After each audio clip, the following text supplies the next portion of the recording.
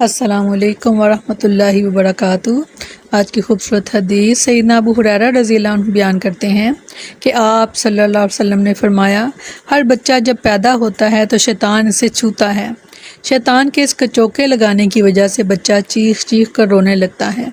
ہاں البتہ مریم علیہ السلام اور ان کے بیٹے عیسیٰ علیہ السلام شیطان کے اس کچوکے سے محفوظ رہے، کیونکہ ان کی والدہ نے مریم علیہ السلام کی پیدائش سے پہلے یہ دعا کی تھی، وَإِنِّي اعیذھا بک وذریتھا من الشیطان الرجیم۔ ترجمہ ہے اس کا، اور بے شک میں اسے اور اس کی اولاد کو شیطان مردود سے تیری پناہ میں دیتی ہوں۔ بخاری کی روایت ہے 4548، مسلم کی 2366۔ بہت خوبصورت چھوٹی سی دعا ہے، اگر یہ پڑھ لی جائے بچے کی پیدائش سے پہلے تو انشاءاللہ اللہ تعالیٰ سے امید ہے کہ ضرور وہ شیطان کے کچوکے سے محفوظ رہے گا۔ السلام علیکم۔